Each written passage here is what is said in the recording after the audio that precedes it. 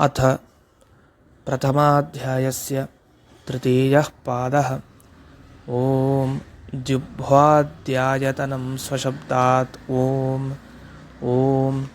मुक्तोपसृप्य व्यपदेशात् ॐ नानुमानमतच्छब्दात् ॐ प्राणभृच्च ॐ भेदं व्यपदेशात् ॐ प्रकरणात् ॐ स्थित्यदनाभ्यां च ॐ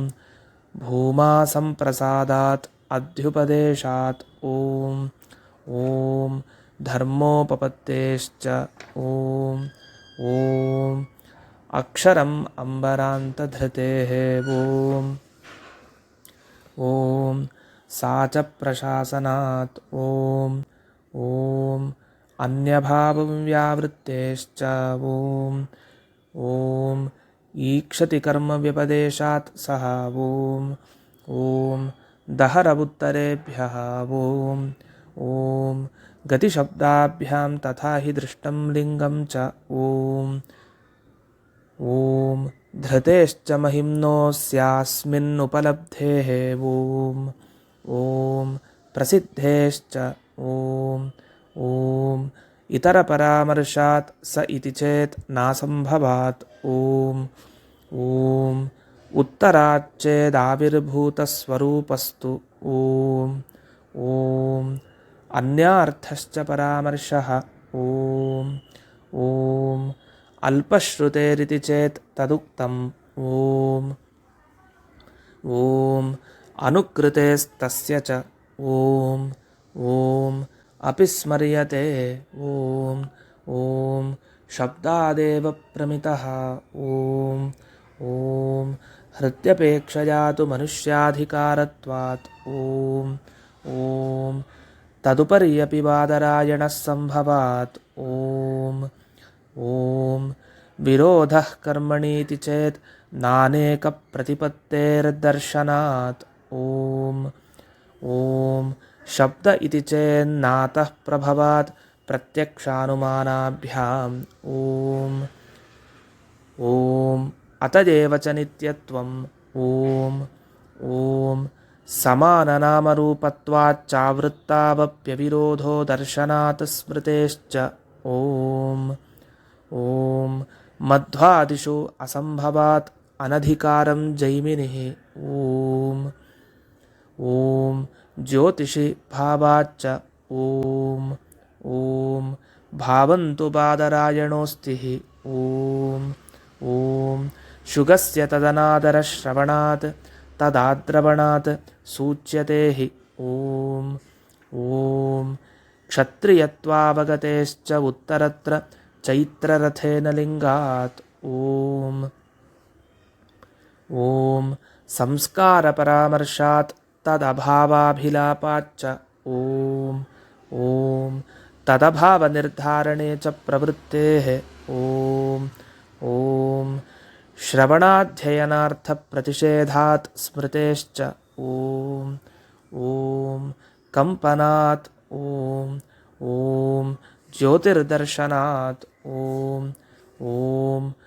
आकाशो अर्थान्तरत्वादिव्यपदेशात् ॐ सुषुप्त्युत्क्रान्त्योः भेदेन ॐ पत्यादिशब्देभ्यः ॐ इति प्रथमाध्यायस्य तृतीयः पादः। अथ प्रथमाध्यायस्य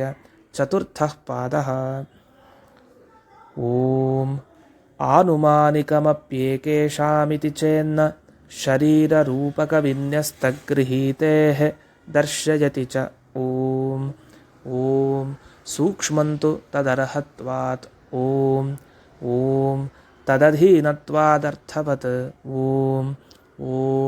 ज्ञेयत्वावचनाच्च ॐ वदतीति चेन्न प्राज्ञो हि ॐ प्रकरणात् ॐ त्रयाणामेव चैवमुपन्यासः प्रश्नश्च ॐ महद्वच्च ॐ चमसवदविशेषात् ॐ ॐ ज्योतिरुपक्रमात्तु तथा ह्यधीयत एके ॐ ॐ कल्पनोपदेशाच्च मध्वादिवत् अविरोधः ॐ ॐ न संख्योपसंग्रहादपि नानाभावात् अतिरेकाच्च ॐ ॐ प्राणादयो वाक्यशेषात् ॐ ॐ ज्योतिषैकेषामसत्यन्ने ॐ ॐ कारणत्वेन च आकाशादिषु यथा व्यपदिष्टोक्तेः ॐ ॐ समाकर्षात् ॐ ॐ जगद्वाचित्वात् ॐ ॐ जीवमुख्यप्राणलिङ्गादिति चेत् तद्व्याख्यातम् ॐ ॐ अन्यार्थं तु जैमिनिः प्रश्नव्याख्यानाभ्यामपि च एवमेके ॐ ॐ वाक्यान्वयात् ॐ ॐ प्रतिज्ञासिद्धेः लिङ्गम् आश्मरथ्यः ॐ ॐ उत्क्रमिष्यत एवं भावात् इति औडुलोमिः ॐ ॐ अवस्थितेरिति काशकृत्स्नः ॐ ॐ प्रकृतिश्च प्रतिज्ञादृष्टान्तानुपरोधात् ॐ ॐ अभिध्योपदेशाच्च ॐ ॐ साक्षाच्चोभयाम्नानात् ॐ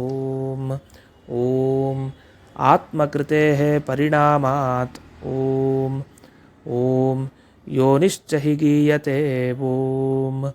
ॐ एतेन सर्वे व्याख्याताः ॐ इति प्रथमाध्यायस्य चतुर्थः पादः इति प्रथमाध्यायः समाप्तः। श्रीमध्वेशार्पणमस्तु।